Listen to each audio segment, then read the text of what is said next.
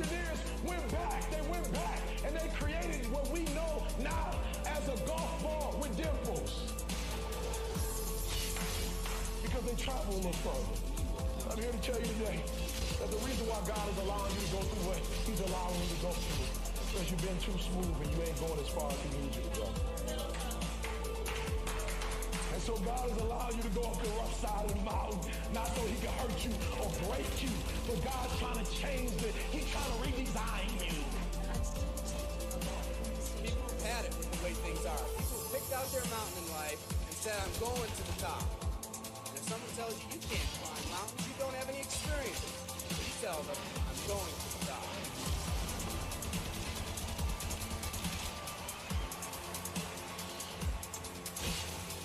And if your neighbor tells you, come on, choose another mountain, that one's too rocky, what are you going to tell them? If someone tells you, let's go over here where it's not so steep, what are you going to tell them? If your friend tells you, come on, let's climb this one, that one's too slippery, what are you going to tell them? If anyone tells you you can't go up, it's too rocky, too steep, too slippery, you say, listen here, I'm going up. You're either going to see me waving from the top or dead on the side. I'm not coming back.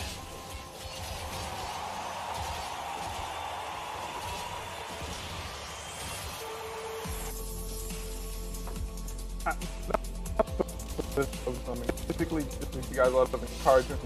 You guys just good to come. Nice, good. I guess like I'm just no. I really think it's super different. I do like single target. I just do it. Listen to it until it makes sense. You'll go for it until you'll practice it until you don't never give up until however long that is. Step by step, piece by piece, book by book, word by word, apple by apple. Walk around the block, Go for it. Don't miss the chance to grow. And resolve that you'll pay the price until you learn, change, grow, become. Then you'll discover something like the best place to go.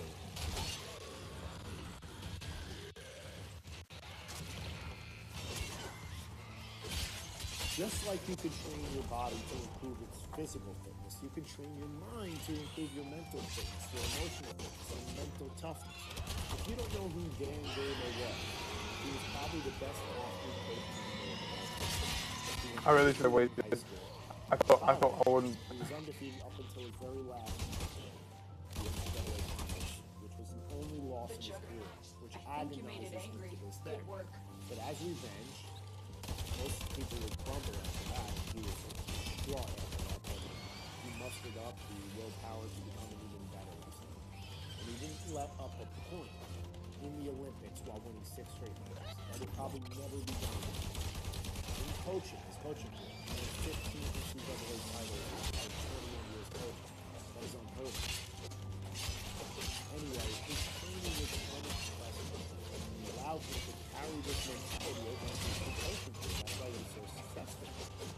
According to his logs, he hit the Outliers Mastery, which is Malcolm Gladwell's when he was a freshman in high school.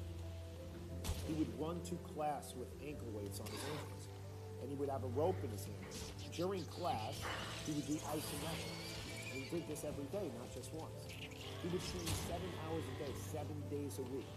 He would push himself to the point where he would cry because of the pain. And his teammates said that they had to carry him out of the wrestling. He used to consider his team practices as sort of his warm-ups, that he would make the coaches and the heavyweight wrestlers stay after.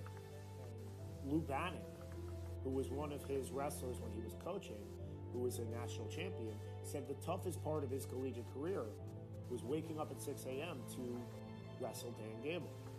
And this was when he was coaching. He wasn't even competing at this point. Ed Bannock tells a story, who's a gold medalist in his own right, that in preparation for the 1984 Olympics, Gable, who weighed 60 pounds less than him, would get on top of him, right? Because he would say that takedowns were too hard, Gable would just win every time. So he's like, get on top of me and I got to try to escape. And Gable would turn him for 45 minutes straight without letting him up once.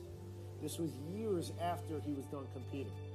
His mental toughness, this drive was just on a whole nother level. He wouldn't lose.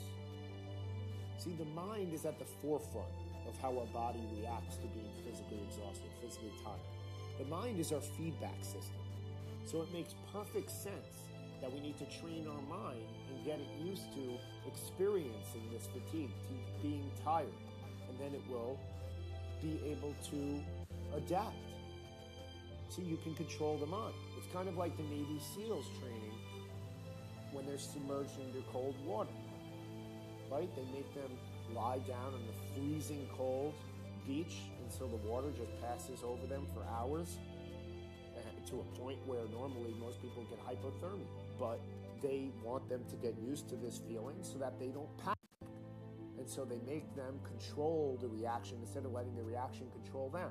So Gable now, he's a motivational speaker now. And he often tells his story during his speeches about why certain people succeed and why others don't. And it's the concept that you're going to give your mind to a cause, regardless of how much pain you will endure. So he says that he was reading the newspaper, and this was like in the 80s, 90s, and he said that he was reading about track and field, and it talked about a 4-minute mile. And this was well after Bannister broke the 4-minute mile. But anyway, when he was training in high school in the 60s, he said that there were 3 high school athletes that were running the mile in under 4 minutes. So he said by this point, there had to be hundreds of athletes that have run the 4-minute mile in the last like 30 years or so. So he's reading this article and it says no high school athlete in the last 31 years has run the 4-minute mile. And he got appalled by that. He says, I've been in this wrestling room and putting out champions and so on and so forth. And I've been telling them all these things about opportunity. And I've been training them and making sure that they took advantage of the situation and what's going on. And he's like, I couldn't figure it out. And then he said it started clicking. And that not everybody has been on the same wavelength as me. Not everybody was willing to push themselves to this level mentally. Not everybody was taking advantage of the opportunities that are put in front of them. And so he kept reading the article, and it kept talking about this year's national championship in high school. And it talked about the leader of the race. And it had some quotes in there. And it said that the kid was running, and he only had about 200 yards to go, halfway in the last lap. And he could see a big clock that showed his time, and it showed the 4-minute mile time, and he was 2 seconds ahead of the 4-minute mile time. And all of a sudden, the quote said, I looked over my left shoulder. I saw no one. I looked over my right shoulder, and I saw no one. And I knew I could win the race. I knew that I was on the 4-minute mile track time as well, but I said, you know, I am hurting. I can win the race and slow down, or I can win the race and keep the same pace and break the 4-minute mile. And he says, I think I'll slow down. And he ran in about 4:01 or 4:02. And Gable says, when I read that, I was so bothered. Because again, all my life, with the opportunity that was in front of me, based on everybody that I've been associated with, I took advantage of that opportunity. All my life in the wrestling room, at the University of Iowa, in the Olympic arenas, I've told my athletes and the people that have been associated with me that if there is an opportunity in front of you, you take it. This is one of the best examples I've heard about the mentality that comes with the very elite. They will endure the pain necessary to become great, to become idolized. Would you beat that 4-minute mile time? Or are you going to slow down because it hurts? Even if you slow down, you might win this race. But are you more prepared for the next one? Did you create your legacy? Did you maximize your potential? Did you seize that opportunity that was in front of you? See, these are just limiting beliefs. I want you to go outside and go running right now. I want you to run 5 miles as fast as you can. And if you don't think you can do it, do this. Run 2.5 miles away from your house without a cell phone or money. You will have no choice but to make it back. And when you run, you're going to hear a little voice inside you that tells you to quit, especially when you're running really fast. It will tell you to stop running because you've had enough and you have nothing out there that you need to do this to. You're not being chased by a lion. You don't need to hunt. Right? But I want you to fight as hard as you can to shut that voice off. You may be uncomfortable at times, but you are not at failure. Your body can handle so much more than you ever think. Your mind will will try to rationalize why you shouldn't do it. But your body is so resilient. But you must control your mind, and you must learn to shut off that voice to pass the pain barriers if you want to be successful. Because this voice, like when you're running, will play a huge part in your life forever moving forward. When you're doing your schoolwork, when you're working on the computer, when you're cleaning dishes, we always get a voice that comes in and says, stop and take a break. We've had enough. When we learn to shut that voice of doubt off, when we run or lift weights, we can learn to shut that voice off during any activity. Next time when you're writing your essay, you won't have to take a break after the first page. You'll knock everything out one sitting. Because you will be able to shut off that voice that's telling you to quit. See, there's two voices that come on. There's one that says, quit, quit, quit, like you can't handle this anymore, you need to take a break. And there's another voice that's really tiny that says, I can do it, I can do it, capable of it, but it's small, right? But imagine two knobs, like volume knobs. Oh my God. And I want you to take this big voice and squeeze down and turn them all the way down. And this little voice that says you can turn all the way up, because you can't do it.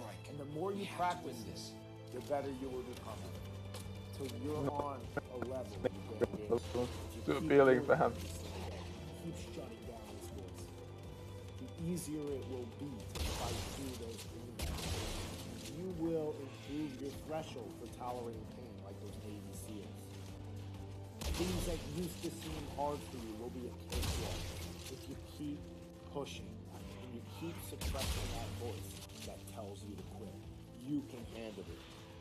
You are more than capable. The Juggernaut has moved on. It's set to proceed. Go.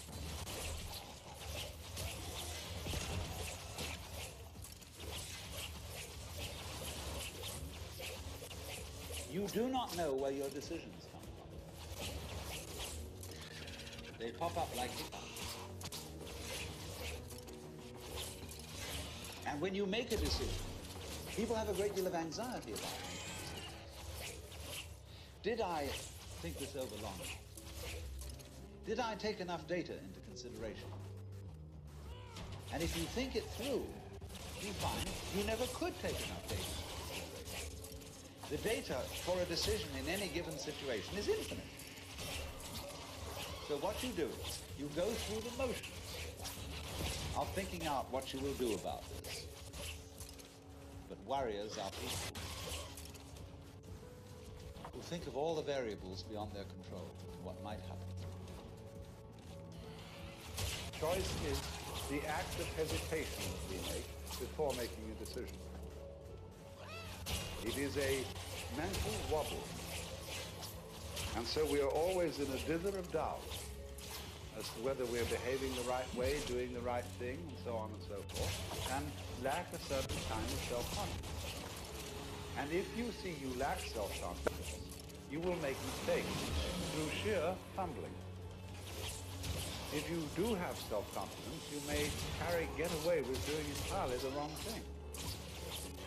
You have to regard yourself as a cloud in the flesh, because you see, clouds never make mistakes. Did you ever see a cloud that was misshapen? Did you ever see a badly designed wave? No, they always do the right thing. But if you will treat yourself for a while as a cloud or wave and realize that you can't make a mistake, whatever you do, because even if you do something that seems to be totally disastrous, it'll all come out in the wash somehow or other. Then, through this capacity, you will develop a kind of confidence. And through confidence, you will be able to trust your own intuition. Now, this is the middle way of knowing it has nothing to do with your decision to do this or not. Whether you decide that you can't make a mistake or whether you don't decide it, it's true anyway. You are like cloud and water. And through that realization, without overcompensating in the other direction, you will come to the point where you begin to be on good terms with your own being and to be able to trust your own brain.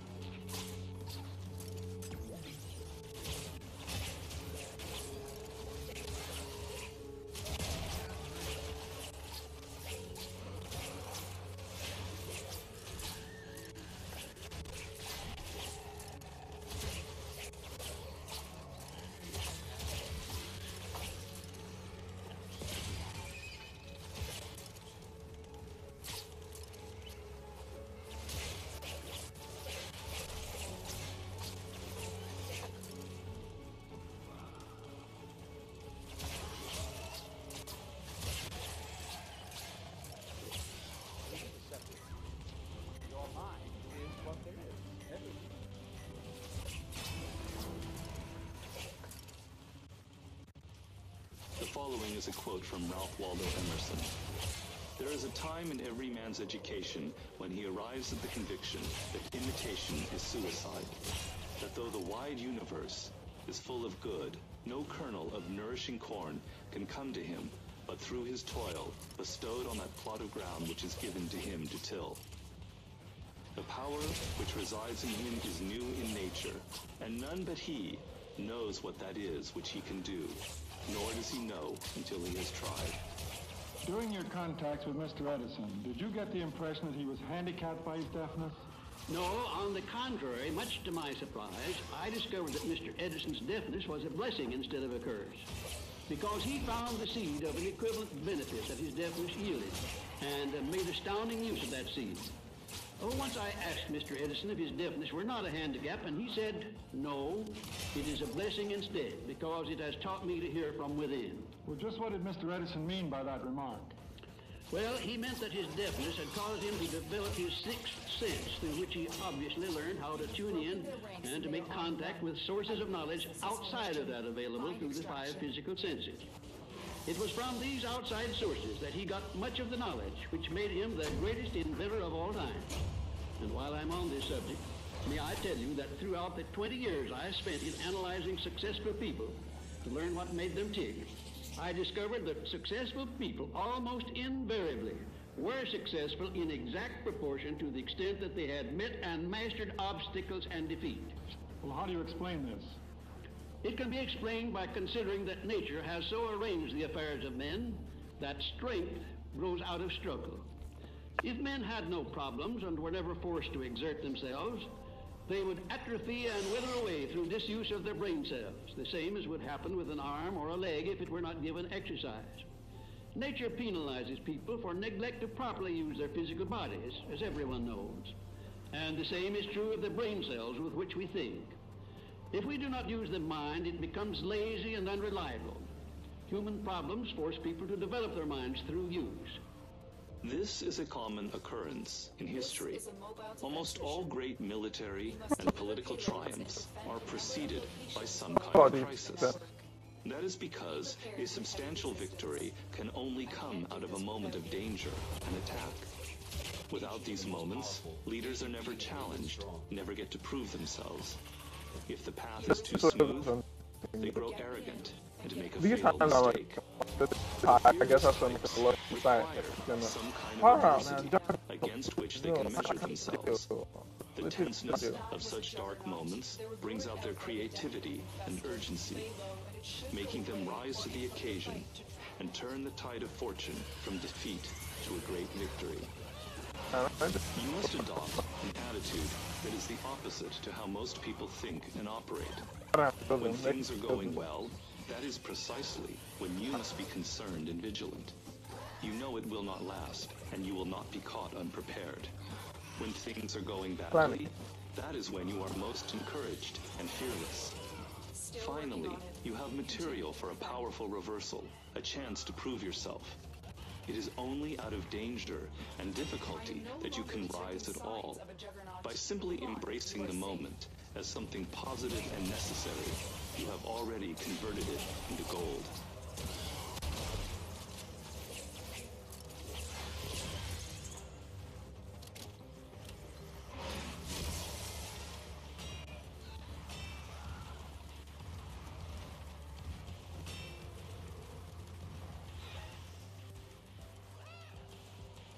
Area. Move on. This will only get more difficult. Get to a terminal and prepare for resistance. Multiple targets ahead.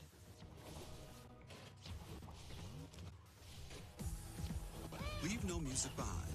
Listen to your favorite playlists, albums, and tracks anywhere, anytime. Spotted.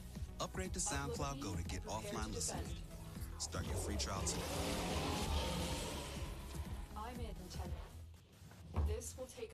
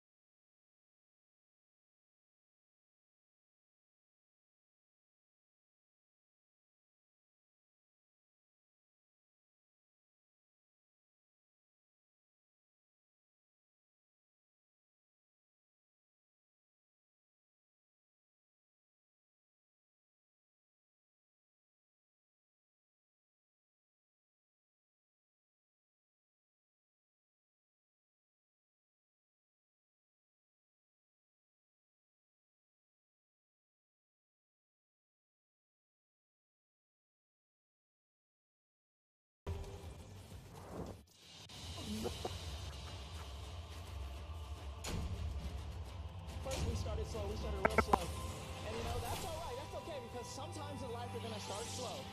That's okay. We told ourselves, hey, we're gonna start slow, we're gonna keep going fast. No matter what the score was, we're gonna finish hard, we're gonna finish fast. They had us. We weren't defeated, but they had us. But it took guts, it took an attitude. That's all it takes. That's all it takes to be successful, is an attitude. Look at the small things of life. How do you do that? What I'm saying is the character of who you are. It's not the title that makes you. It's not the success that makes you. The character defines the success, defines the fame, and it starts right there. Championships aren't won in the theater or the arena. They're won in thousands of hours in the training room, in the labs, in the 5 a.m. runs, and it's raining when everyone else is sleeping. That's when it's won.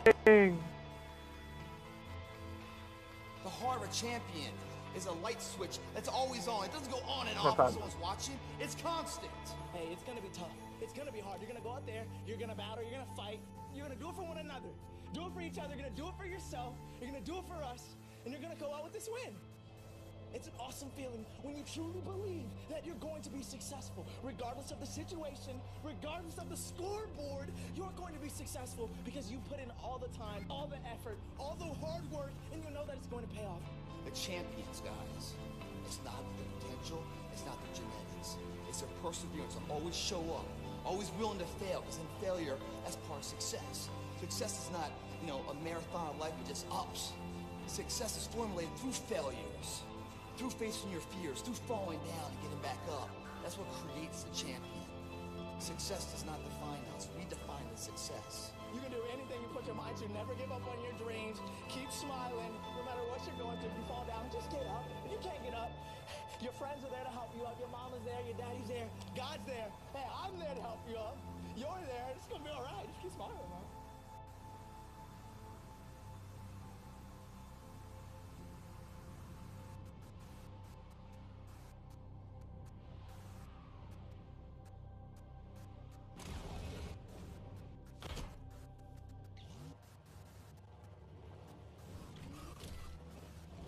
Keep an attitude of doing it all and doing it now? How can you make the choice of discipline over procrastination? How can you stay focused on your ambitions? How can you avoid conversations at the water cooler? You can keep your focus on your work. You can get it done today instead of tomorrow. You've got to really work on self-discipline on a daily basis, or you'll find yourself distracted. Distracted by negative thoughts, distracted by negative people, distracted by water cooler chatter, and pretty soon, depending on the type of people you've associated with, distracted by your doubts within yourself. Never underestimate the power of influence and associations, and never underestimate the power of your own consistent self-discipline. Make a choice, right? You just decide what it's going to be, who you're going to be, how you're going to do it. Just decide. And then from that point, the universe is going to get out your way. It's water. It wants to move and go around stuff, you know. You know, there's a flow of the universe that I've grown to know just how to go with it. I realize that to have the level of success that I want to have, it's difficult to spread it out and do multiple things. It takes such a desperate, obsessive focus. You really got to focus with all of your fiber and all of your heart and all of your creativity. I see it as our responsibility to show the world that what seems impossible can become that new normal. And that's already starting to happen. First, to do the things that inspire us, so we can inspire other people to do the things that inspire them. If you want to make a difference, all you got to do is one thing. This is how you get started. You want something different, listen to me. All you got to do is make a decision. That's it. And for those of you who've been making the wrong decision, all you got to do is make the right decision. But if you want to make a difference, make a decision. Are you hearing what I'm telling you? Everything was impossible until somebody did it. You can either hang around the people who tell you it can't be done until you're stupid for trying, or surround yourself with the people who inspire possibility.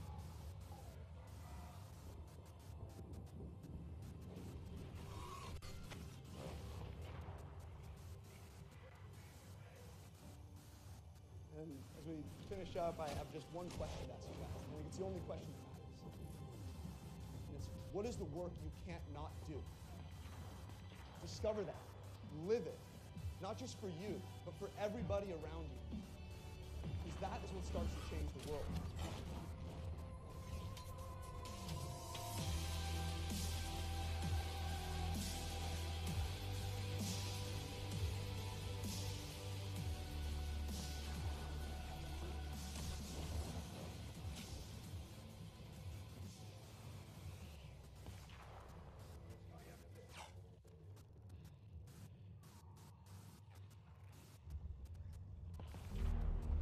I didn't want to just be a bodybuilding champion. I wanted to be the best bodybuilder of all times.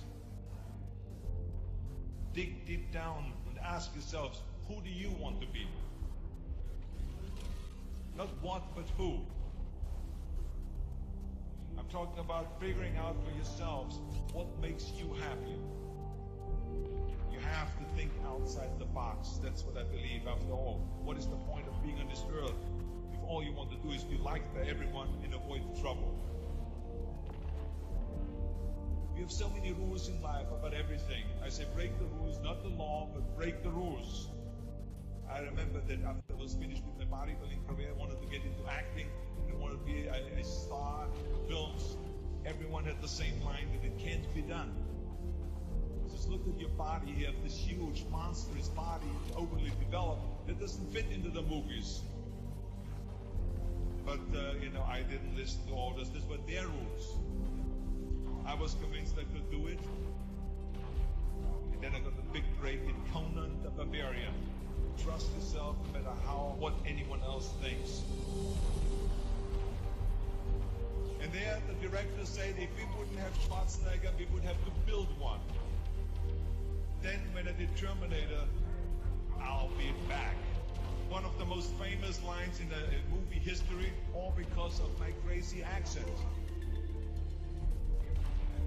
Just shows you never listen that you can't do something.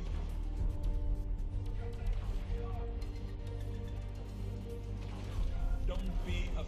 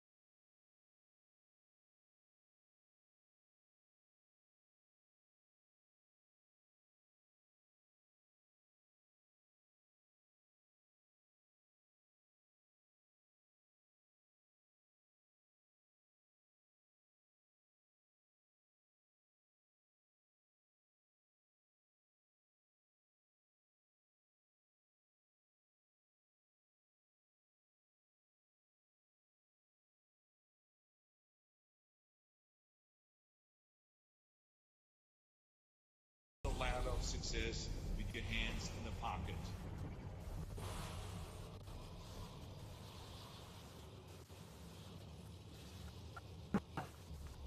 I think they say that actually doing it.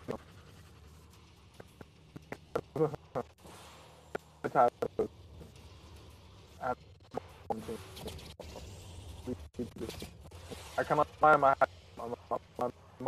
move. Nah.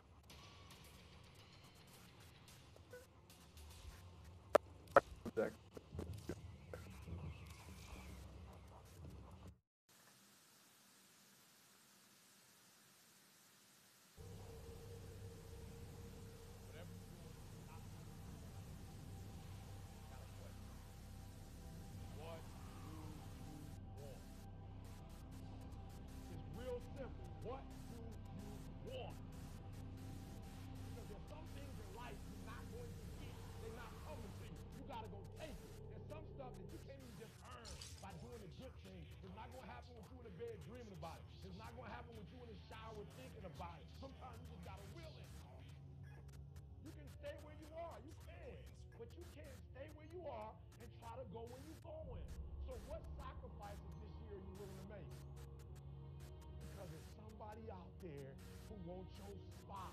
There's somebody else trying to get a scholarship. You're not the only one trying to go to Yale. You're not the only one trying to go to the NBA. You're not the only one trying to go to the NFL. I'm asking that the 24 hours in your life be very intentional, very deliberate, that you be very strategic. I'm asking that the entire week, 7 days, you're very deliberate about what time you wake up. You're very deliberate about what time you go to bed. You're very deliberate about what you eat, what you don't eat. Why? Because every day matters. That's right. Every day matters. And so you got to embody excellence. Every single day has to be excellent. Every single day you wake up, you got to give it all you got. You got it 120%. And so you gotta change your mindset. We gotta stop looking at pain as something negative. All roads to success, you gotta go through pain. When you travel down success, you gotta go through the road of pain, baby. If it was easy, everybody would do it. It only takes one extra push-up. It only takes one extra mile. It only takes one extra grade. It only takes one extra effort. It only takes one extra something to get you to where you're trying to get to. And the goal is you gotta go a little further than the man who's trying to get what you're trying to get. You gotta stay up a little longer. It's not going to be easy, but I want you to feel that pain going through your body. And as pain leaves your body, guess what's gonna take its place? Success. You deserve to be a millionaire. You deserve to take trips. You deserve to live the life that you want to live.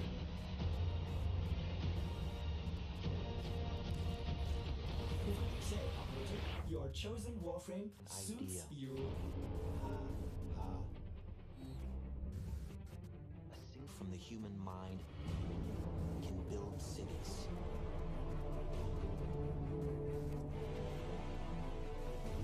An idea can transform the world and rewrite all the rules. A simple little idea that would change everything.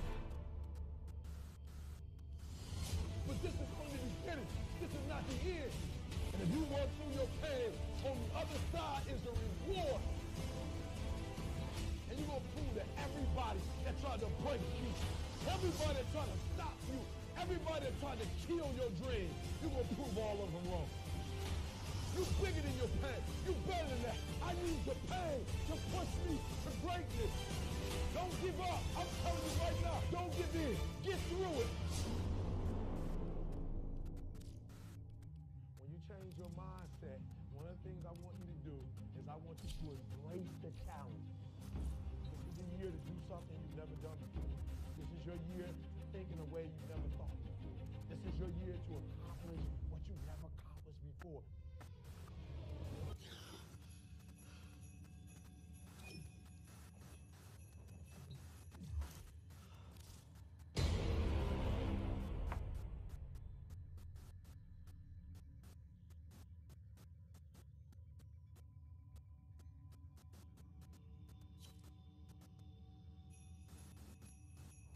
You don't burn out mentally because you always burn out physically. The differential of somebody winning and losing has nothing to do with their genetics, has nothing to do with their potential. You're gonna feel this soreness you've never felt before. It's supposed to be that way. It means you're using muscles you haven't used before, your body's waking up. Sharpening your arsenal for perfection of what you can be. But if you didn't know that, mentally, you didn't prepare for that. You think something's wrong, maybe it's time to stop. No, it's time to move even further. And even though you go to the gym, you put your time in there, you check the box, yeah, I went to the gym, man, all good. You come back around, you look in the mirror, man, I'm not seeing anything, I'm not seeing anything, I'm not seeing any change. No. Well, because you haven't pushed yourself for your body to have a reason to change. If I gave a valiant effort to something, day in, day out, I saw no change, I'd probably quit too. When you embark this journey, you must know that it's going to go down before it comes up. And when it comes up, it's going to go so much higher than you've ever been. Sacrificing today for tomorrow. I couldn't hold myself up. Hit the pavement. I'm okay with that. Because tomorrow I'll get back up and do it again. And I'm going to try to beat my last performance in life. It's not the genetic guy who wins, or the guy with the most potential that wins.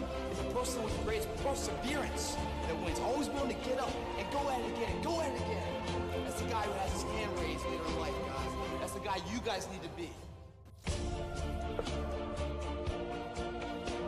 Record everything, what you eat, your training habits, how you feel.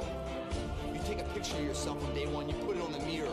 That's who I'll never be again. That's day one. Say goodbye to him. Behind that picture, you write down your weight, your height, all your information, your body fat. Tape measures around your arms, your waist, your thigh. Record where you've been. And when the struggle gets hard, and you feel like you're not going anywhere, you go back to that day one, remeasure it. It's working. It's not an easy path.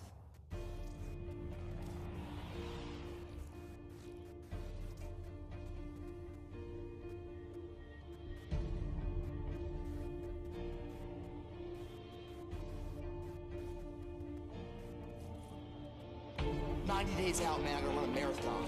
90 days out, I'm gonna enter a bodybuilding contest. 90 days out, the family reunion, high school reunion, I'm gonna look my best. 90 days to become that person I wanna be. To turn that dream into a reality, I got 90 days. Today is 1/90th of that opportunity. You guys find a fear, that fear will either create you or destroy you. I love fear. The reason why? Behind every fear is a person you want to be. Fear is self-imposed, meaning it doesn't exist. You create it, you can destroy it too. It's an intangible. If you face your fears, guys, you will realize it's not that big. And once you face it, you go, oh my God, man, I spent all this time running from it. It was so small. If I just faced it, my God, not only did I face it, I beat it back. Energy's never lost, transferred. That negative energy, that fear, is destroyed. It comes back in its confidence. Like, what else am I capable of? What else am I holding my back from that I'm capable of more? What am I running from I don't need to? What else can I overcome? Go after it. You give it all you have. If you lose, at least you tried, man. I failed. It's 10 times more of a man than someone said, what if? Because what if never went to the arena.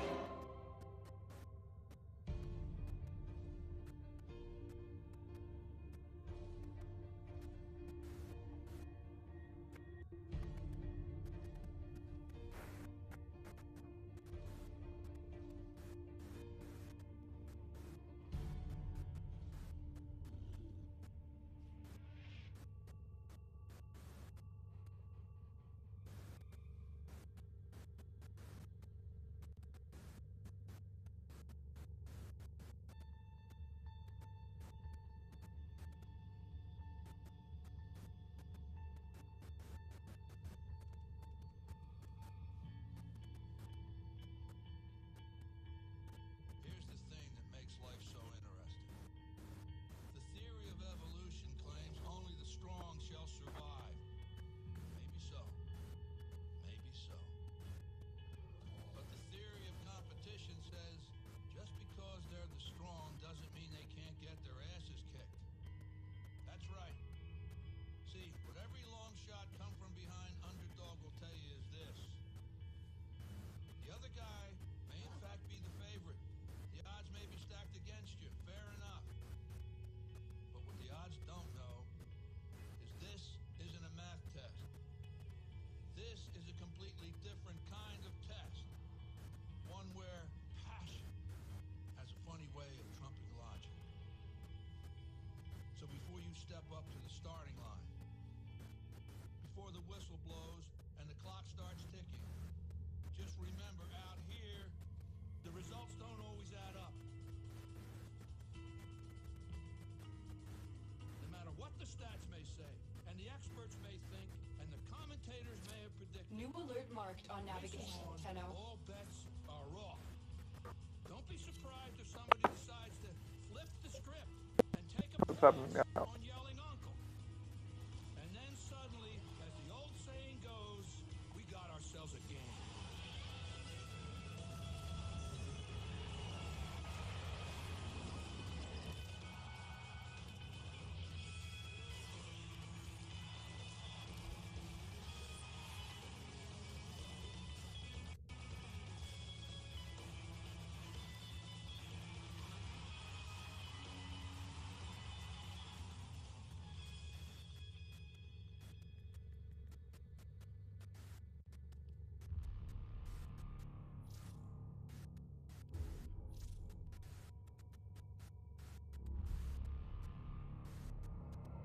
I'll tell you how risky life is.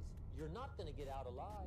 If you and I are going to live our lives fully, maybe sometimes we can take the experiences of those around us and learn from them. Self-confidence also comes from the ability to rise above your circumstances.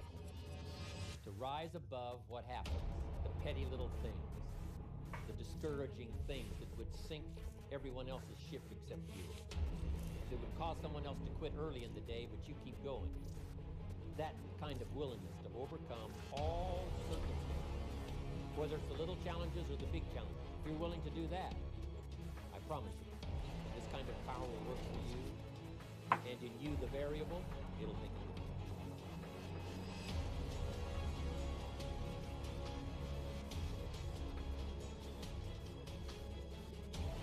Let me point out to you that freedom is not something that anybody can be given.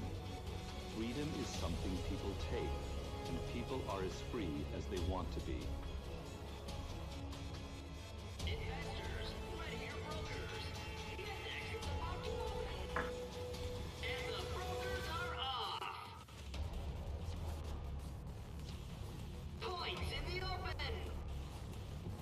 No.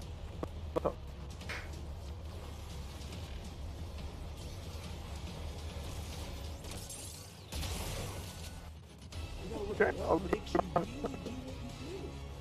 Everything on earth has a purpose, and you do too. That purpose provides an inner drive, and once you tap into it, you give your life immense fulfillment. It also gives you certainty. Don't ask for security.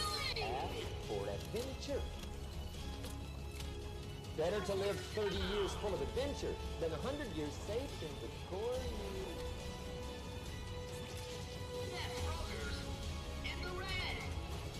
Take full responsibility for what happens to you.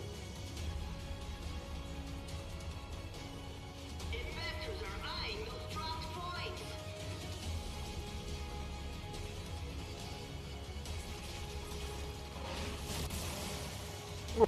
that.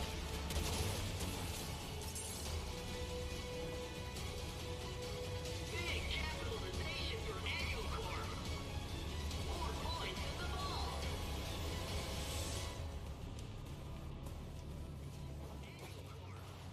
Broker Driven down. by your need to please others, driven by your fear, driven by your past. Maybe it's time to free yourself.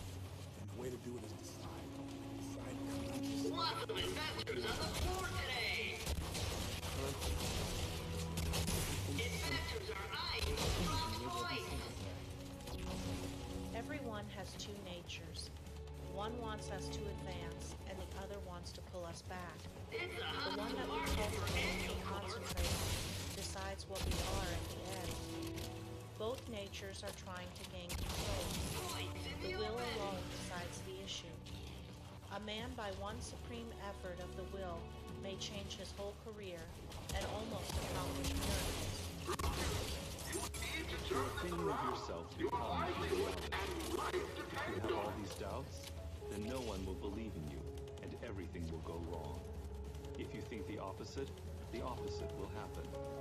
It's that simple. Investors are eyeing those dropped points. Carnage! Points everywhere! A man may be very capable, but unless he wills to control his abilities, they will not do him any good. For as stated before, when you learn to control the body, you are gaining control over the mind.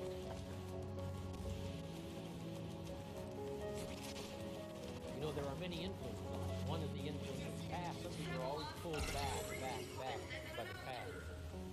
Some people are always pulled aside by the distractions. What a transaction! But here's what's powerful. Broker If you have a down! list of high purpose in your life, which pulls you towards it. And the more powerful the purpose is, the stronger the purpose.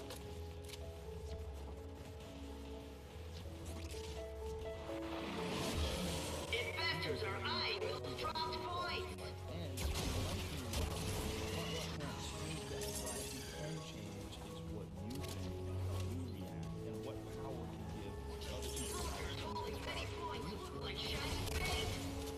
Broker down!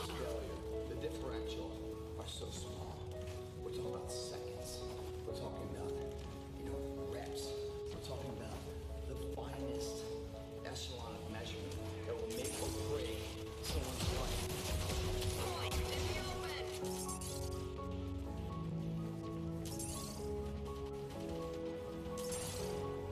It all depends on how you look at it. Our lives are mostly affected by the way we think things are, not the way they are. The way we think they are Bucket full of index points. Will they make it to the vault?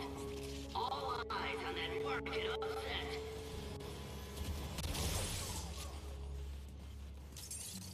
If you want to be the best, you must be obsessed with it.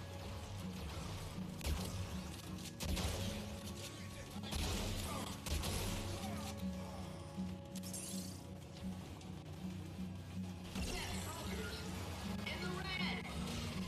Shocking turn of events! A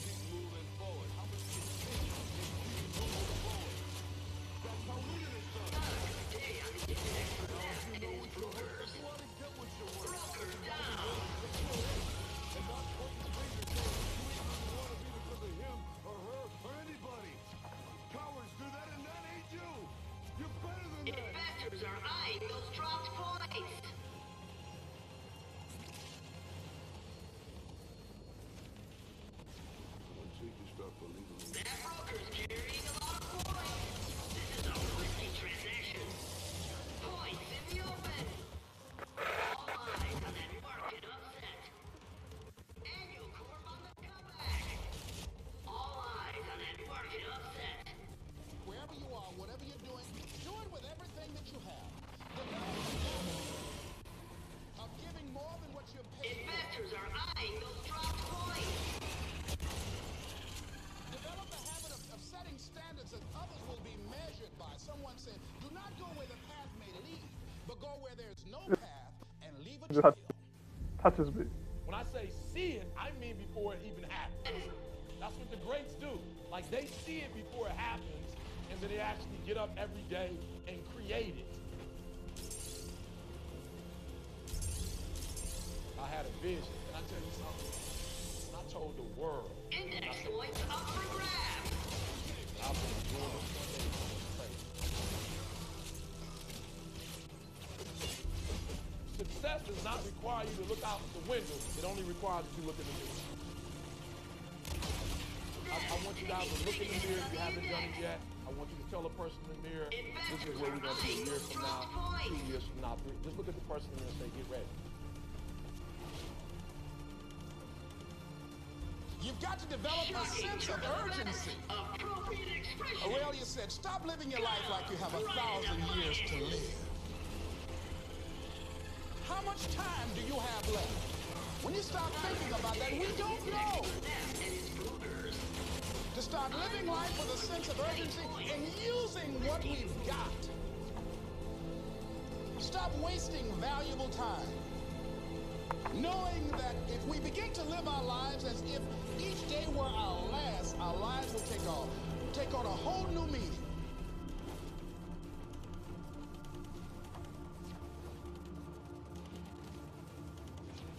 If you decide to maintain a sense of integrity with yourself, that if I speak it, I'm going to live it. Because I want my life to reflect my words. It's learning the art of becoming single-minded. Learning how to concentrate. Learning how to focus in.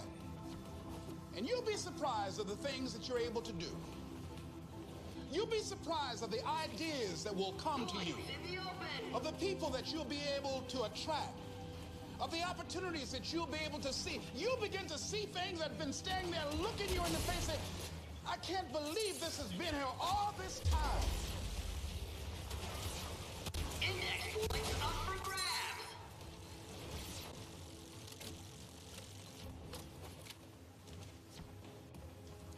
Most of us do that.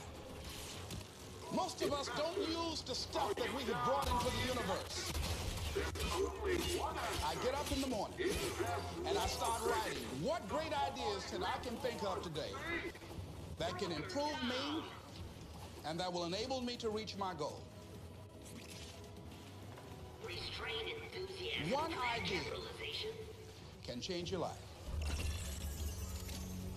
One idea can turn your life around. Deciding that you're going to focus to develop your skills. Most people go through life never discovering what their talents are. Most people never develop their talents. They have skills and abilities, but if you don't nurture them, if you don't develop them, they will never serve you. Your gifts can take you many places. If you develop your gifts, you have something that you brought to the universe. And that if you decide that my life deserves my developing, this is what I do well. You will always be in control of your destiny.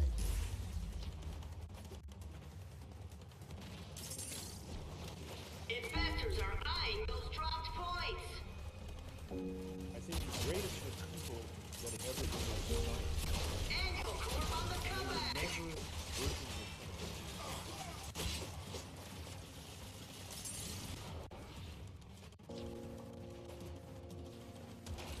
Broker down. That's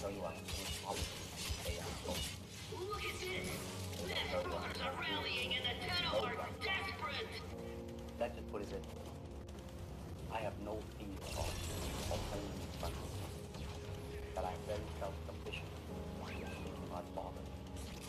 And that I have made up my mind. I'm better control.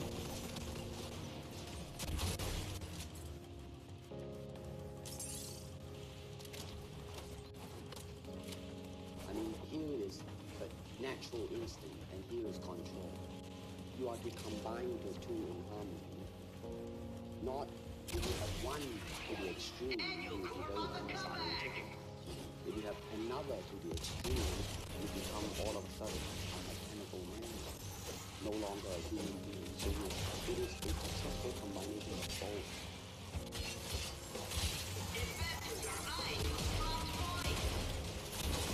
At first, one thing that I have definitely learned, my life is like it's a life of self-examination, self-healing of myself, bit by bit, day by day. You know what I want to think of myself? As a human being. Because, I mean, I don't want to sound like, as Confucius says, like under the sky, under the heaven, there is but one family.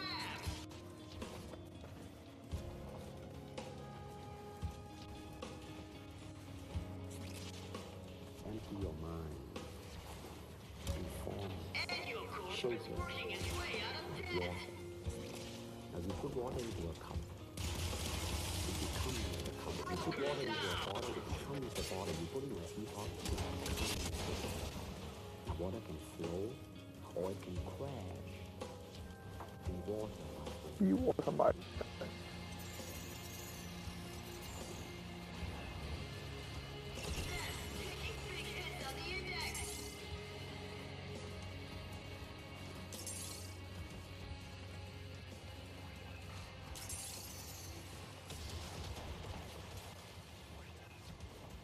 Broker down. All eyes on that market upset. Annual Corp is working its way out of debt.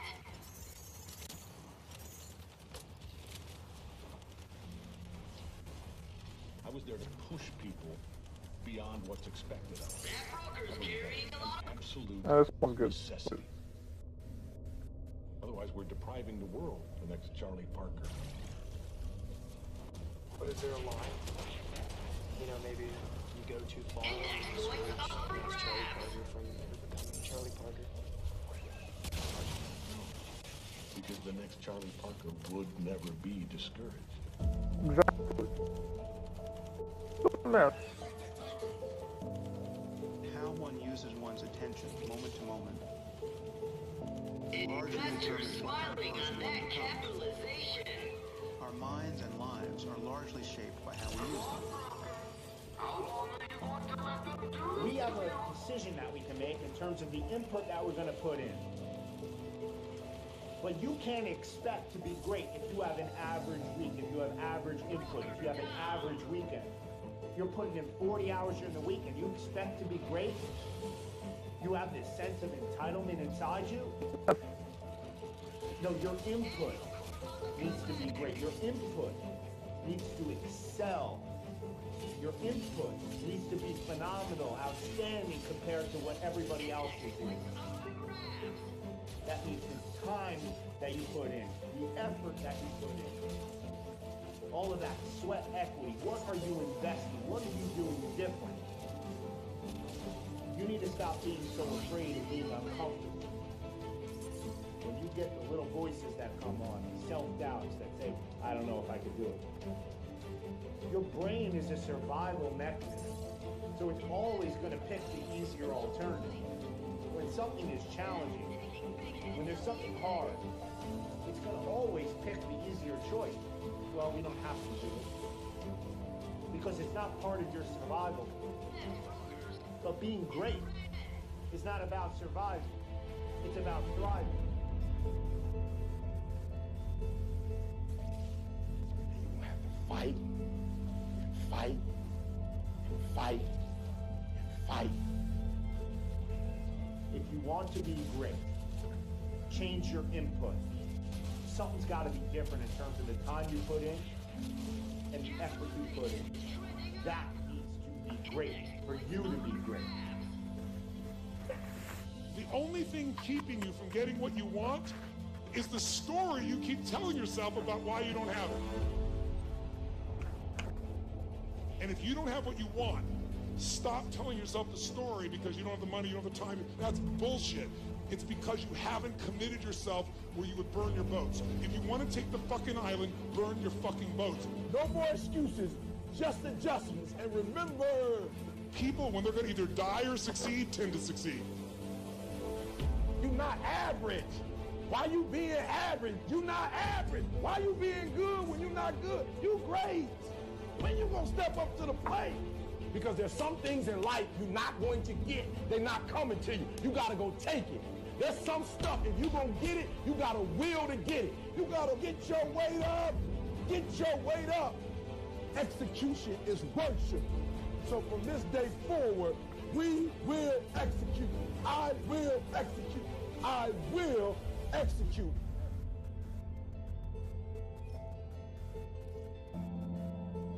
Somehow we've come to believe that greatness is a gift, reserved for a chosen few. You can forget that. Greatness is not some rare DNA strand. We're all capable of it. All of us. Operator, the system needs you. Will you begin another mission?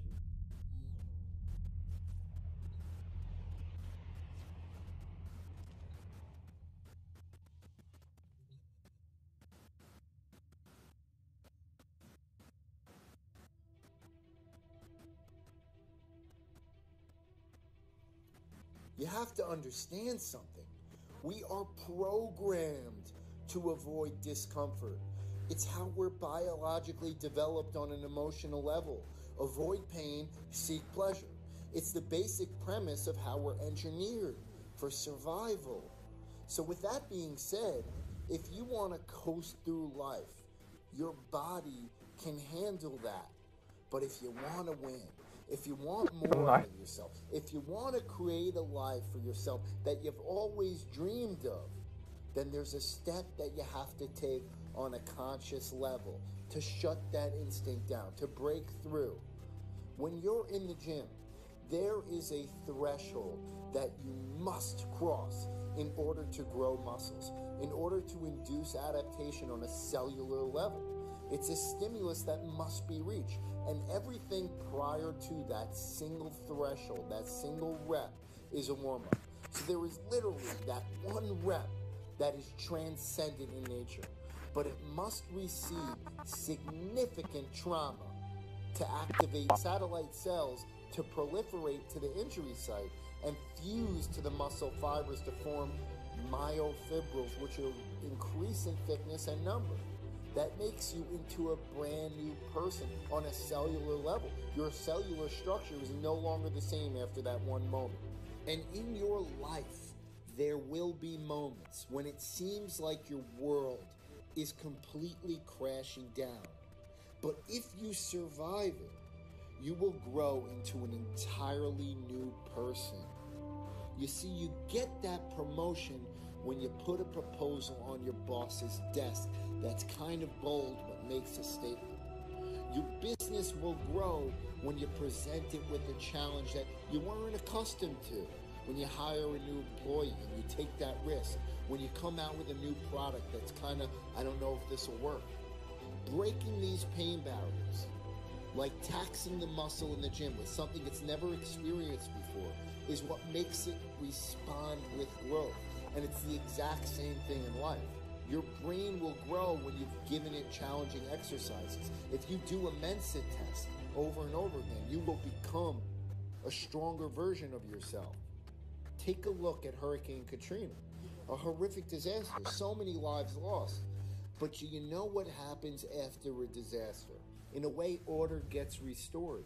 Sometimes the system has to break for attention to be brought in the right way. It's in the moments of failure that we grow and forge a new life for ourselves. Education Secretary Duncan, he said Katrina was the best thing that happened to the education system in New Orleans.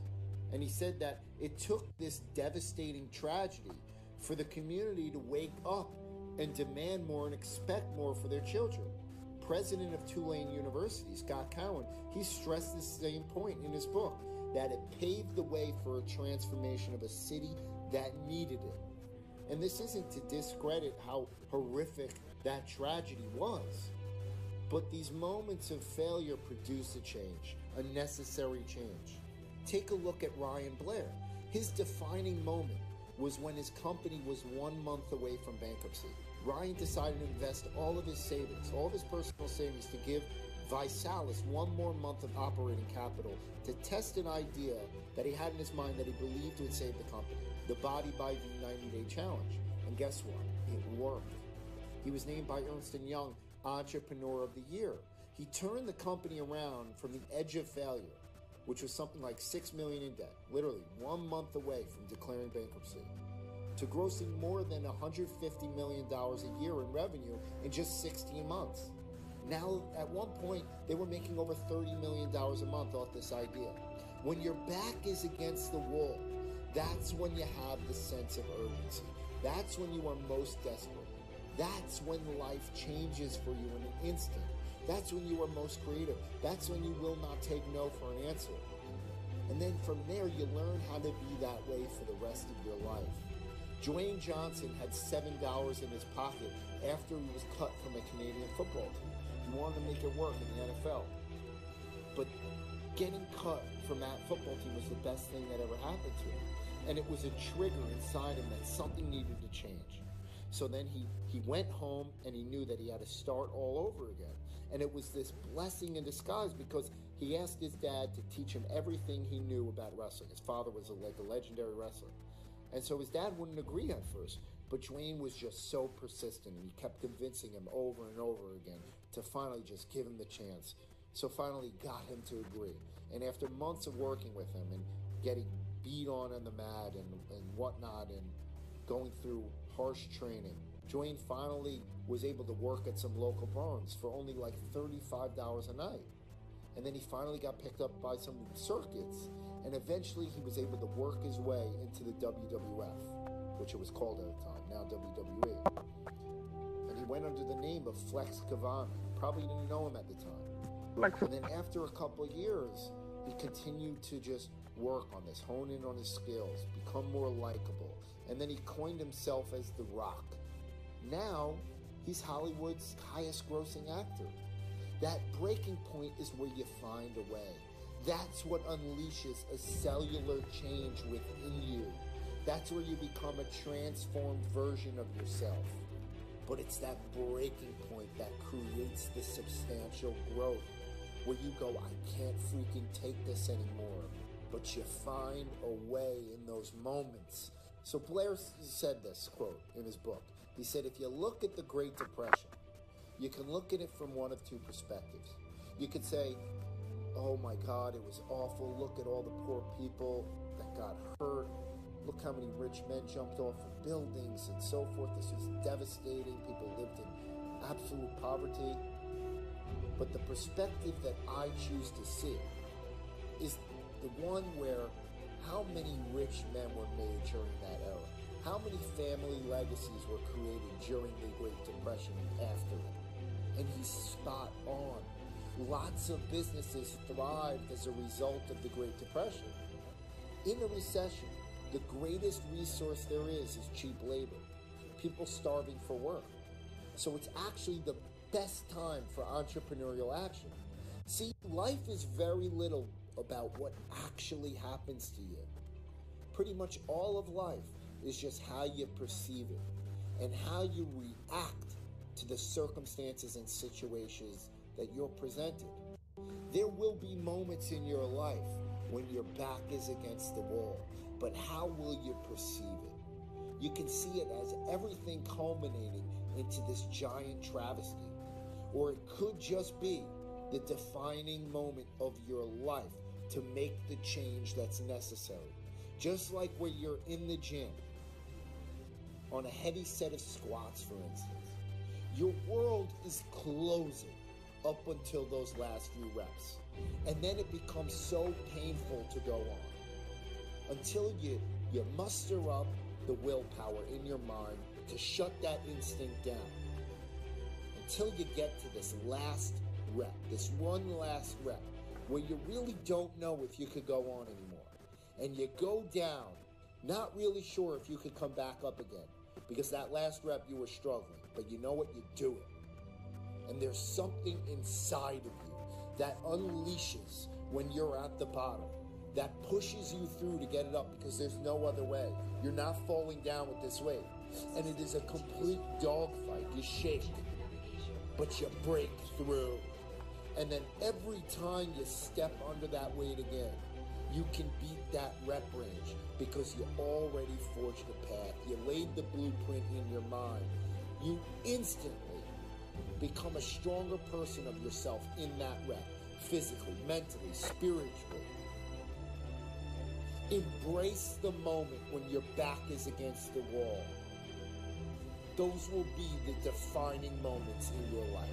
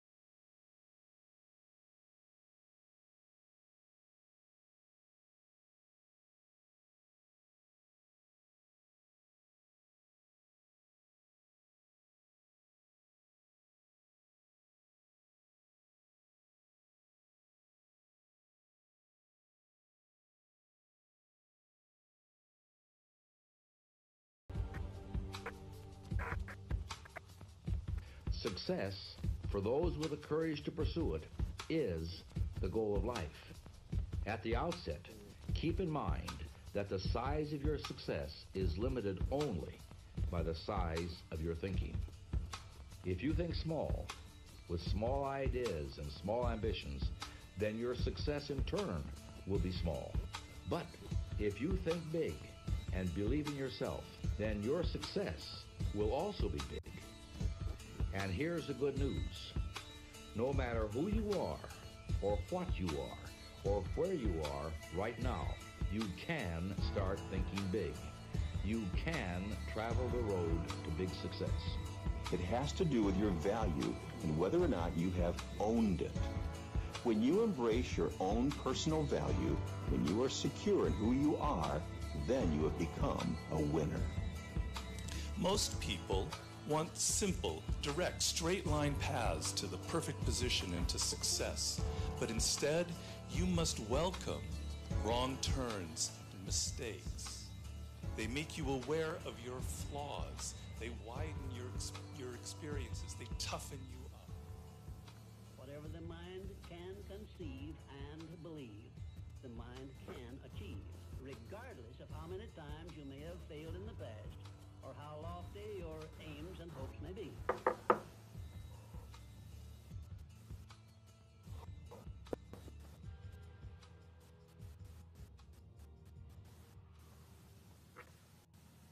Trade your expectations for appreciation, and your whole life becomes a miracle. Because all things you're expecting, you don't get them, you're upset.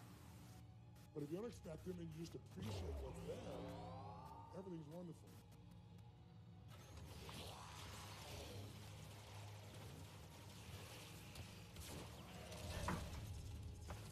Attack us and we will counter.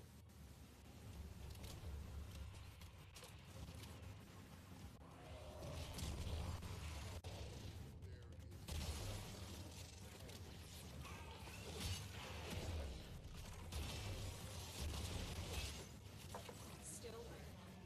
Continue to defend.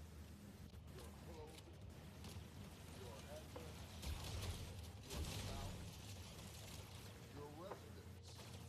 But if you don't change your mind, the same experience will perpetuate itself over and over again because everything outwardly changes.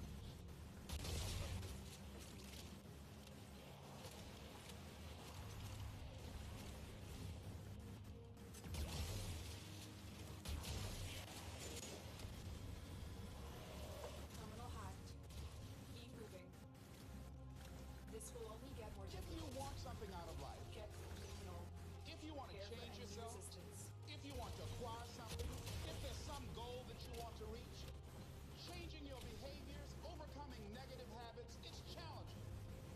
It's hard. Most people go through life never discovering what their talents are. Upload me and prepare Most to people defend. never develop their talents.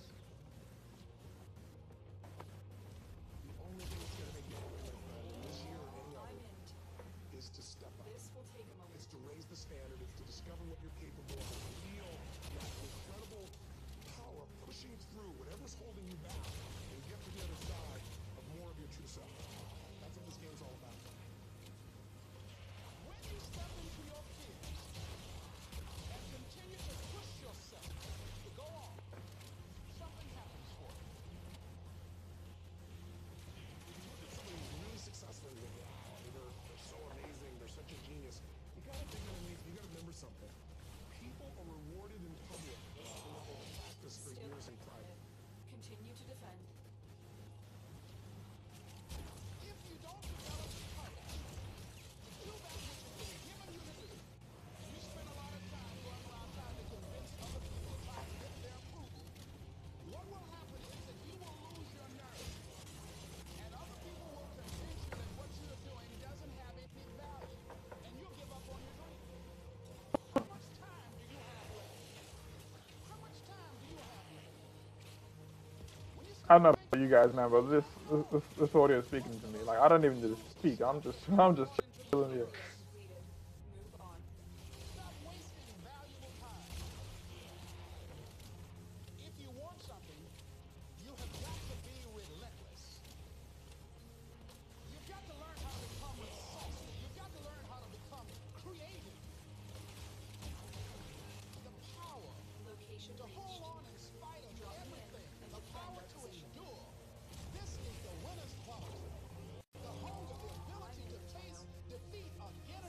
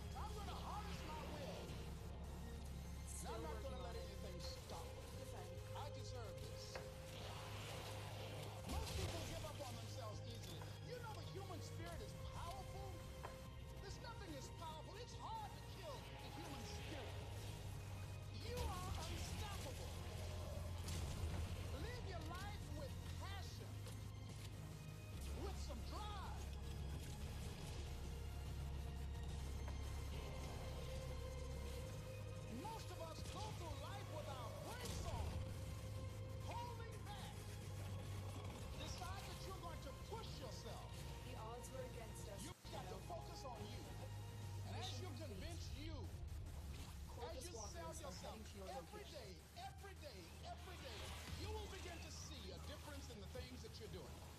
Selling yourself on your ability to perform a job, to achieve a certain objective. Telling yourself every day, here I go again. Excellent work, And I got what it takes. This is my day, and nothing out here is going to stop me.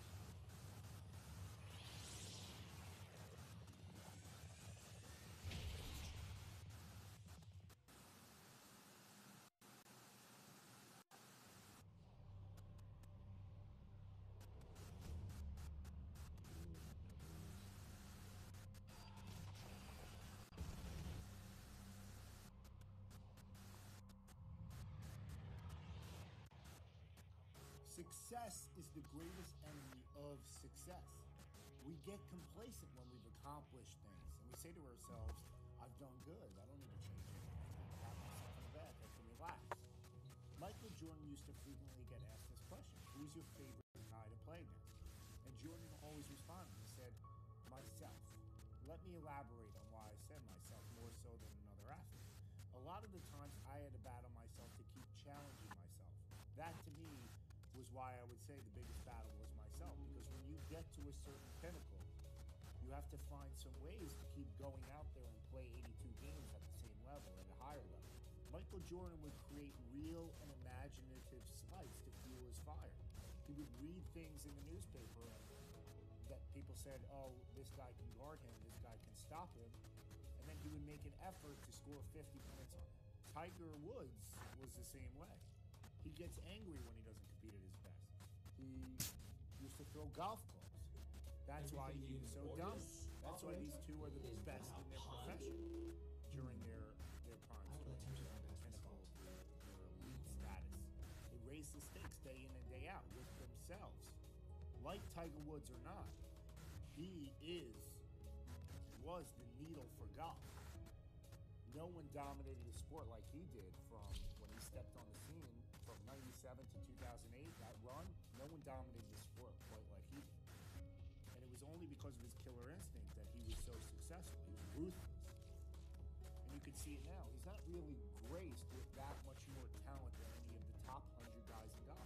But he had a mental attitude that the others just did. He had a killer instinct. He had this alpha male perspective. And I would suggest to you that part of his trouble over the past few years in terms of where his success level is because the media and himself labeled his syndrome or addiction as sort of a disorder. And I'm not measuring his morality here. I'm talking about it from a strict standpoint of just success at golf. This mind frame that he had a disorder negatively affected his game. See, there's no bigger sport than golf where mental superiority comes into play. Beyond the talent, it's all mental, and whether you truly believe you're dominant or not. If it was just about your stroke talent, do you think he would lose that gift of being so dominant overnight? Despite his injuries, he played on one knee, one leg at the U.S. Open and won. Right? That's a mentality. He's been struggling to get to where he was since 2008, for the past 6 years. And his mentality changed because he didn't see himself as that alpha male anymore. He was criticized for his infidelity, which made him question where he stood in life. See, when Tiger was once asked way back to compliment the 17-year-old who was doing something quite remarkable, Tiger batted away the question, and he mentioned his own failed hope and bid as a 20-year-old in 1996 when his father got hostile. He said, I think he's kind of made a few mistakes as well. Woods wouldn't even cut a 17-year-old teenager a break in a major. And that's exactly why he's won 14 of them. See, with all this talk about being competitive, though, and being serious, I'm not telling you your moral compass should drift. The moral compass really controls your destiny, and that will always catch up to you. But being the best person you can be in all aspects of life is number one. And if you just hold yourself to a higher standard, expect more out of yourself, and you get competitive, then you're going to be heads above in terms of your profession, in terms of your sport, academics, so forth. See, for someone who is very accomplished, it's very hard to stay on top. This is called repeat performance, which is the ability to perform at the highest level again and again. For Michael Phelps, that meant being able to gold in every competition he competed in again at the 2012 Olympics. Most of us, right, wouldn't have the motivation to sign up for 7 events again when we just gold medaled in 8 of them in the last Olympics, and we're considered the best Olympian ever at that point, right? He really didn't have much more to add to his legacy at that point. For him, it was a matter of pride. And he not only signed up for them, but he worked his butt off again throughout 4 years. And he didn't gold medal in every single one, but do you know how hard it is to gold medal in 1 event? He gold medaled in 4 and silvered in 2 others.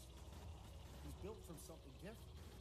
Once you've gotten a championship ring in sports, your motivation to get a second one dwindles. That's why it's very rare to see a team go back to back. Only 7 teams have done that before, and no one's ever done it 3 times in a row. The ones that do have truly special leaders who get the most out of their team to do it again. Because the average guys in the locker room, 1 is enough for them. The truly special ones want a legacy. So you have to find it within you to stay focused and not let the distractions or temptations get to you. Mike Tyson was probably the most promising young boxer of all time. Then in a flash, he went from baddest man on the planet to a very mild career. He dropped off significantly. He got knocked out by a 42-1 underdog, Buster Douglas. Then he got knocked out again by Holyfield. He got pummeled by Holyfield in a rematch before being forced to bite those both ears off, losing badly over 8 rounds to Lennox Lewis, and then dropping off 2 more losses before calling it quits completely. See, I would suggest that when Mike Tyson's original trainer, Cus D'Amato, died, he was never the same as an athlete mentally, and that transferred into his training record. Because died when he was 11-0, and he cruised to a 35-0 record after he died. But Cus was the guy who taught Rooney what he could do so as far as he might. But Cus D'Amato was his rock. And it's unlikely Tyson would ever have achieved the same success he had without him. Without him, it was only a matter of time before he fell apart. But Tyson, his internal motivation was not as strong later on in his career. And that's why he's only the 50th ranked boxer ranked by ESPN of all time, instead of the top 5. The outside leaders and mentors are important, though, but it's really up to us to create that. It's in our desire to compete with ourselves, to be the best that will keep us in check every single day. When you're number 1, you have to train like you're number 2 if you want to stay on top. You have to think that if the other guy's out there training and I'm sleeping, what do I got to do? I got to do something. I got to do more than him. If that girl is studying while you're watching TV, you got to do something more. Right? And all this has to be made up in your mind. You are at a battle with yourself. Deion Sanders said in his Hall of Fame acceptance, he said, the last thing that I have is expectation. It separates us from some of you kids, from some of you adults, from some of you people that we expect to be great. And he said, I heard some of the Hall of Famers here say, I never really have dreamed of this. And he said, I'm sorry, but I did. I expect to be great. I expect to do what hasn't been done before. I expect to provoke change. I expect when I walk into a room and it's 72 degrees, when I get there, it's going to be 70. I expect to make change. I expected, no matter what the team I played on, to be great. Thank God I went to 5 different teams, because when I got to the next team, I had to prove myself all over again. For athletes, it's a little easier to have something to motivate you. You're competing against other people, basically, one-on-one. You're dealing with something tangible like wins or losses. When you're in business, it's a little harder. We don't see our competition really, and we don't really face it one-on-one. We just read about them in the newspaper or online days after what they did worked or whatnot. Therefore, you have to trick your mind into competing with yourself and others that are on your team, in your workforce. Start playing games with your business partners, with your coworkers, to attack your daily tasks with more ferocity, tenacity. Have competitions where the loser buys lunch. It's going to propel your work ethic forward. It's going to propel your business goals, your finances. You can take this with any aspect of life. You need to live to compete. You need to switch.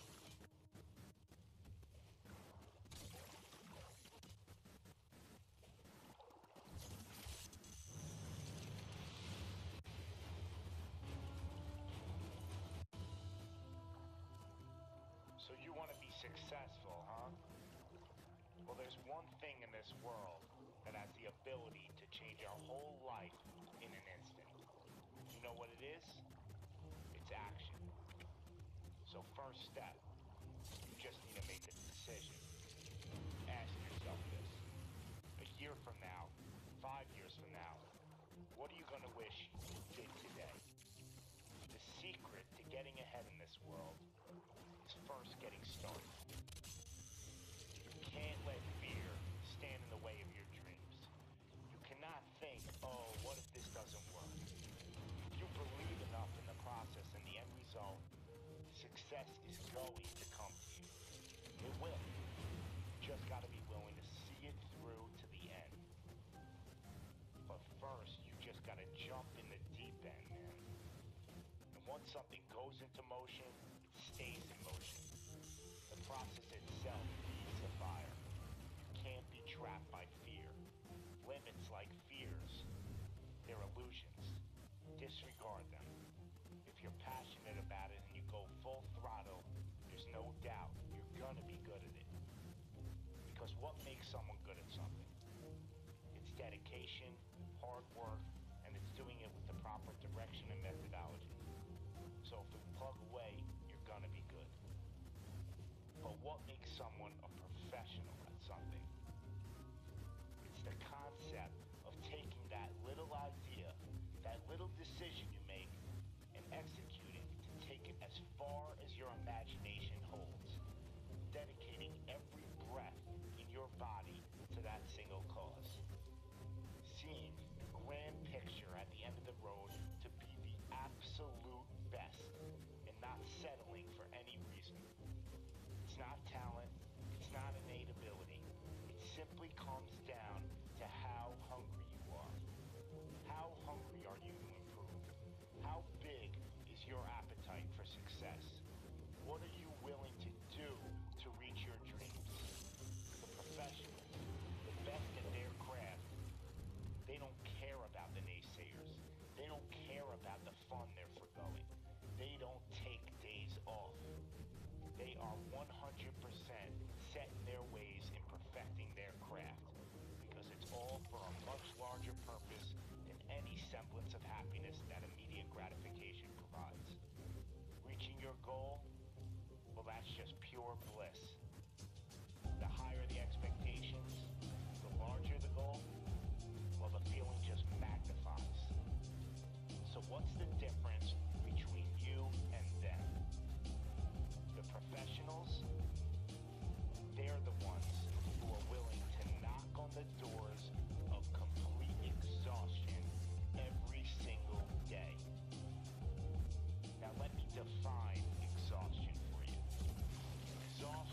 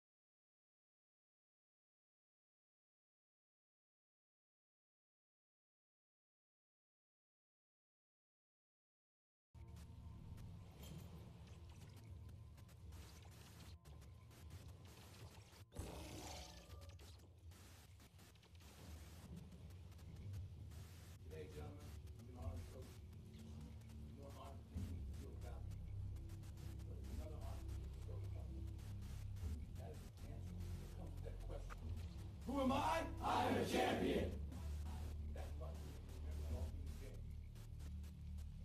I will conquer what cannot be conquered.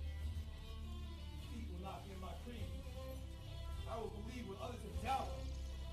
I will always endeavor to uphold esteem, honor, and respect with my team.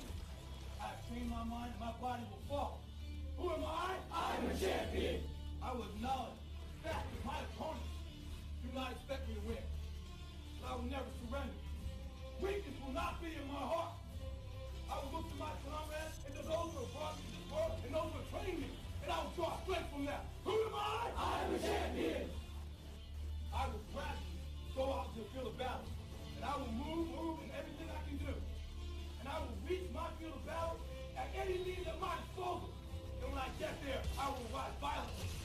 I will rip the heart from my enemy and leave it bleeding on the ground, because he cannot stop me. Who am I? I'm a champion. To my side, I have comrades. Comrades that have been through me through thick and thin, through sacrifice, through blood, through sweat, through tears. Never will I let them fall. Never will I let them down. And I will never leave an enemy behind. Because our opponent does not know my heart. Who am I? I'm a champion. No one will deny me. No one will define me. And no one will tell me who and what I am and can be. Belief will change my world. It is through continents, it is through countries, it is put man on the moon. And it will carry me through this battle. Who am I? I'm the champion. Defeat, retreat, those are not in my words. I don't understand those definitions.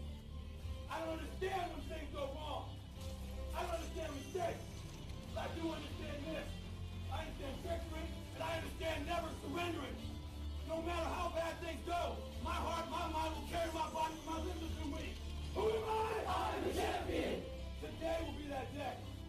Not tomorrow, not next week, but right now, right here, in your house and in your home. Who am I? I'm the champion. History will remember me. I will not let worry about him being kind. I will define myself. I will write my own praises. And no one will tell me what I can never be. I will never go out not knowing I've given everything I've got. Because who am I? I'm the champion. Who am I? I'm the champion. Who am I? I'm the champion. Who am I? I'm the champion. Who am I? I'm the champion. I'm the champion. I'm the champion. I'm the champion. I'm the champion. There's all these champions. I'm going 1, 2, 3. Champion. Go get these boys.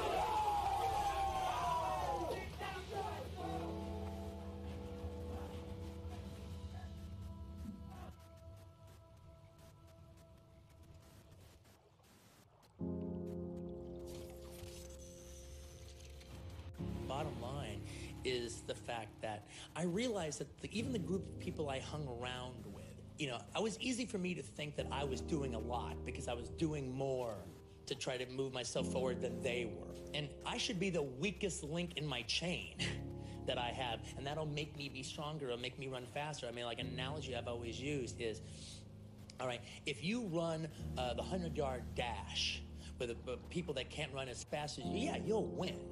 Hands down, you know that. But if you run with people much faster than you, all right, yeah, you might come in last every single time, but your time will be better because they're making you run all the faster. They're making you dig down just a little bit more. It doesn't matter that you won, your time is faster. My dreams don't live down there. That's what my granddad used to tell me. When I used to walk in them projects, I look down and I see crack needles. I see bullets. I see blood stains.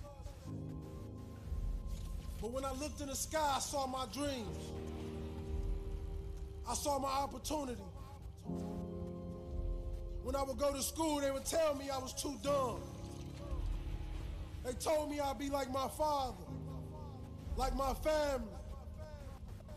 Selling dope, going to the penitentiary, never seeing what the real world would be.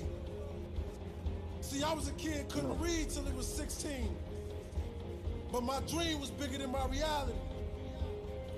I'm telling you, young king, keep fighting, because your life depends on it. Just like when you get hit with that bullet, and your boy is telling you don't stop breathing, don't stop fighting, you still got life to live. Because if you lay there in your pool of blood, you're gonna die there. Young King, learn how to fight for your purpose and not the money. You gotta have a vision for what it is you really, truly want. A vision is about what you're here to create. A vision that really works is one that excites you. It has to be a compelling vision. It's gotta have something that has the power to pull you, not something you have to push yourself to do. Those are two different kinds of motivation. Push requires willpower, and willpower never lasts. What will last is pull. Having something so exciting, so attractive, something you desire so much that you have a hard time going to sleep at night and you get so up early in the morning to rock it and take it to the next level. Do you know what it takes to be great? Are you willing to go that extra mile? A grinder wakes up early. He stays up late. I tell you time and time again, you will get tired. But if you have a why, we'll give you that extra strength, that extra foot you need, that extra hour you need, the courage, the mentality. Why are you different from everyone else who's trying to do the same thing you're doing? What makes you stand out? Why are you so important? Somebody's waiting for you to mess up. Somebody's waiting for you to give up. Someone is waiting for you to fall. So don't just talk about your grind. Don't just talk about how much you're this and that. Show me.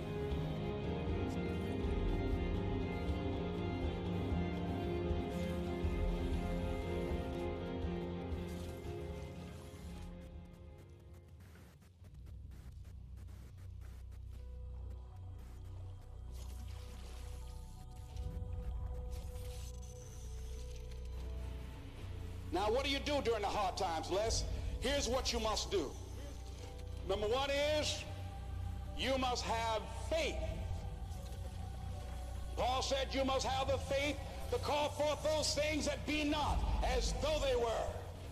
Judge not according to appearances. Don't judge your circumstances and the possibilities for your future based upon what you have now and because of what's going on now. No. That's not the real reality there. What you're going through, if you're going through some hard times, it has not come to stay, it has come to pass. No matter how bad it is or how bad it gets, I'm going to make it. As I used to say to myself, when I would get up in the Penobscot building and I had to go into the bathroom and bathe in the bathroom sink, I had written on the mirror that I put up, just paste up and I read, no matter how bad it is or how bad it gets, I'm going to make it. So you got to have faith, you talk to yourself, you say that affirmation. The next step is you must have patience and engage in consistent action. Get back up. Some things you can't change. You just have to live with. But if you do have a choice, make the right choice. When it hurts, keep going. Those cloudy days, those storms, telling you to keep going. Get back up. Dust yourself off.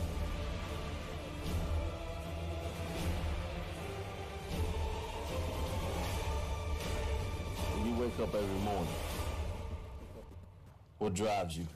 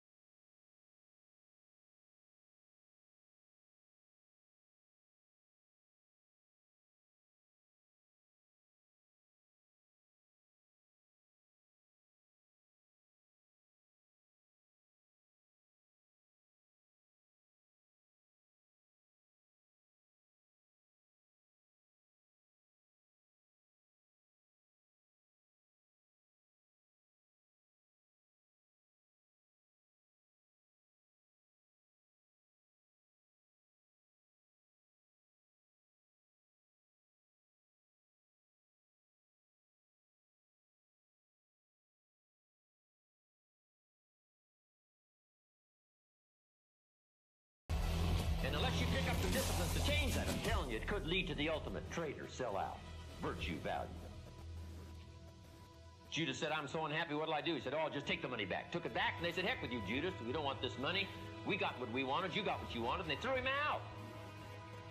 He said, what'll I do now? He said, oh, clever. Should have thought of this first. I'll just throw the money away. The story said he proceeded to throw his fortune away. Why would a man throw his fortune away? Because he was so unhappy with himself. Money doesn't mean anything if you've sold out, compromised your virtue and your principles and your values. Now Judas still can't erase what he's become, even though his fortune is gone. And the story said finally in desperation he went out and hung his worthless self. If he could speak back to us in any kind of clear language, here's what he might say. Beware. Two great words of antiquity. Here's the first one. Behold. That's the positive word. Behold. Can't you see? Behold. Take a look. Behold. That's the positive word. But here's the negative word of antiquity. What? Beware. Beware. And here's one of the most important bewares of your lifetime. Beware of what you become in pursuit of what you want. Beware that you don't become too little by setting too small goals. And beware that you don't sell out your virtue and your value for something you think is value. Setting goals. Tied to personal development. One shelf unfolded this for me. I've never been the same since age 25.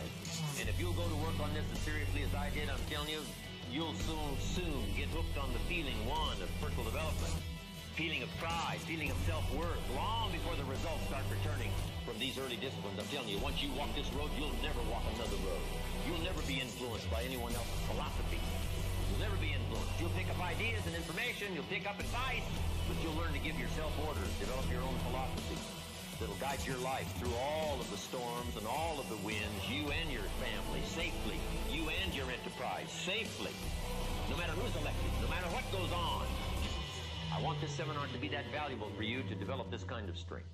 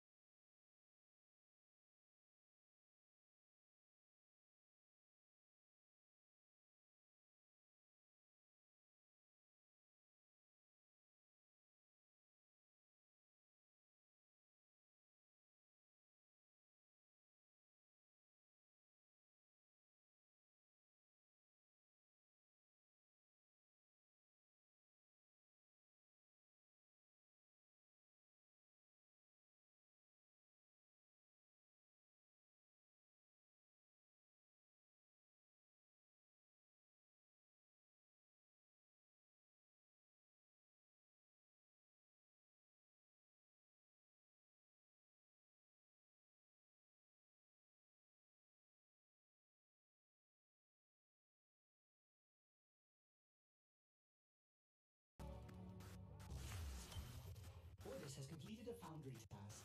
No, don't mention it.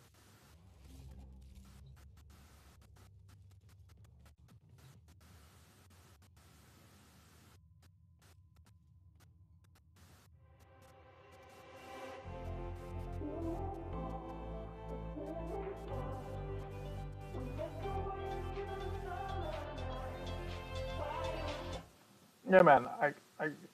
Yeah, that's where I'm drawing the line there. Let's just play my playlist.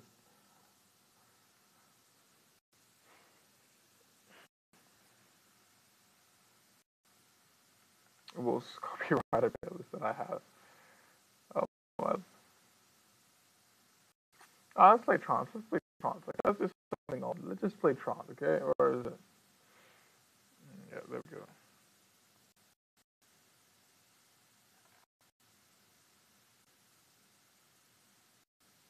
Are you fine? Yep. Let's go.